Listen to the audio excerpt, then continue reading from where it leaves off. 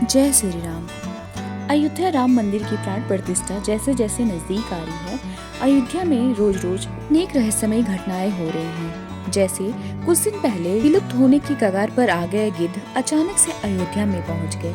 इसी क्रम में अचानक से ही अयोध्या में कुछ भालुओं को देखा जा रहा है और ये अनुमान लगाया जा रहा है कि ये जामवंत हो सकते हैं, क्योंकि जामवंत को कलयुग के अंत तक जीवित रहने का वरदान मिला था। इसलिए शायद हो सकता है कि वो भी रामलला के प्राण प्रतिष्ठा के लिए अयोध्या में आकर सम्मिलित होना चाहते हों। ये तो रही लोगों के द्वारा सुनी सुनाई बातें। ये अफवाह है या सच, ये तो भगवान ही जाने। लेकिन जामवंत का भगवान श्री राम से क्या संबंध था, आइए इसके बारे में जानते हैं और पूरी जानकारी प्राप्त करने के लिए इस वीडियो को अंत तक जरूर देखें। पुराणों में बताया गया है कि जामवंत विद्वान हैं, उन्हें वेद उपनिषद पूरे याद हैं। रामायण काल में जामवंत राम सेना के सेनापति थे। युद्ध के बाद भगवान राम ने जामवंत को अपना अगला रूप धारण करने तक तपस्या करने का आदेश दिया था। पुराणों के अनुसार कई ऋषि मुनि और देवता आज भी सशरीर जीवित हैं। इनमें वशिष्ठ, अत्रि, विश्वामित्र, दुर्वासा, अश्वत्थामा, राजा बलि, हनुमान, विभीषण, कृपाचार्य, परशुराम, मार्कंडेय ऋषि, वेद व्यास और जामवंत आदि का नाम शामिल है। आइए जानते हैं पुराणों और धर्म ग्रंथों में वर्णित उन दावों के बारे में। परशुराम और हनुमान के बाद जामवंत ही एक ऐसे व्यक्ति हैं जिनका तीनों युगों में होने का वर्णन मिलता है। वही पुराणों और धर्म ग्रंथों की माने तो कहा जाता है कि वह आज भी जीवित हैं। राजा बलि के काल सतयुग में जामवंत का जन्म हुआ था, जिस वजह से उनकी आयु परशुराम और हनुमान से भी लंबी है। परशुराम से बड़े हैं जामवंत और जामवंत से बड़े हैं राजा बलि। प्राचीन काल में जामवंत को ऋषपति कहा जाता था। बाद में यह ऋक्ष शब्द बिगड़कर ऋच अर्थात भालू के राजा हो गया। वही रामायण आदि ग्रंथों में भी उनका चित्रण भालू मानव के रूप में किया गया है। अनेक धर्म ग्रंथों के अनुसार जामवंत को चिरंजीवियों में शामिल किया गया है, जो कलयुग के अंत तक रहेंगे। जामवंत की माता एक गंधर्व कन्या थी। जामवंत सतयुग में उत्पन्न हुए थे। जामवंत का जन्म अग्निपुत्र के रूप में देवासुर संग्राम में देवताओं की सहायता के लिए हुआ था। कहा जाता है कि वह राजा बलि के काल में भी थे।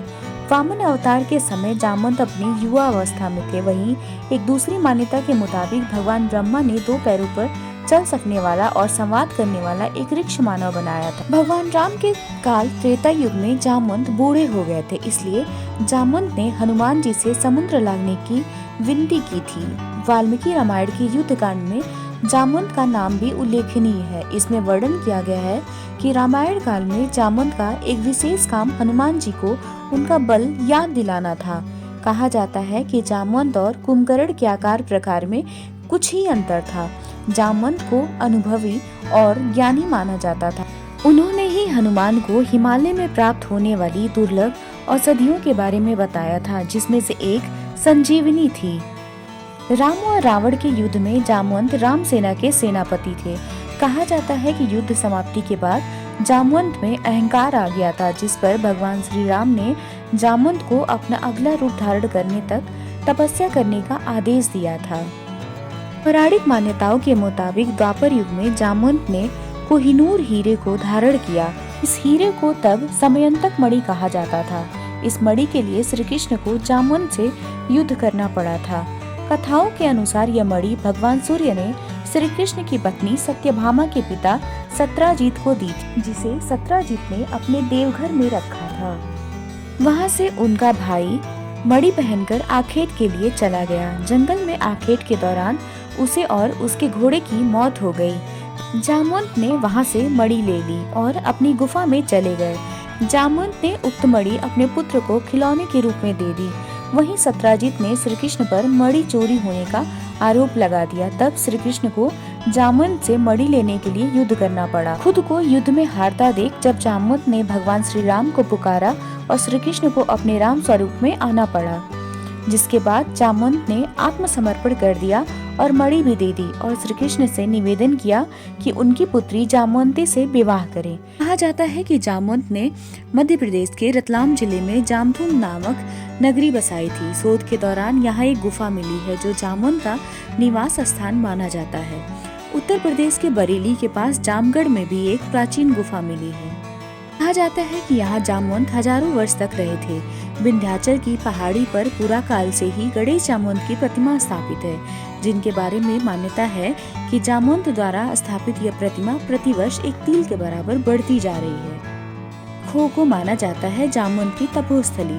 जामवंत की तपोस्थली जम्मू और कश्मीर के जम्मू नगर में स्थित एक गुफा मंदिर को माना जाता है। इस गुफा में कई पीर फकीरों और ऋषियों ने तपस्या की, जिस कारण इसे पीर खो कहा जाता है। गुफा के साथ एक साधना कक्ष का निर्माण किया गया है, जो तवी नदी के तट पर है।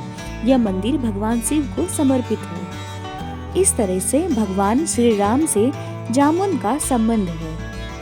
वीडियो में बताई गई सभी जानकारी मैंने विभिन्न माध्यमों, मान्यताओं, धर्म ग्रंथों से संग्रहित करके आप तक पहुंचाई है। हमारा उद्देश्य महज सूचना पहुंचाना है। इस पर विश्वास करना है या नहीं, ये सब कुछ आपकी समझ के ऊपर है। भगवान राम और जामवंत जी के बारे में जानकर आपको कैसा लगा, ये हमें कमेंट करके जरूर बताएं।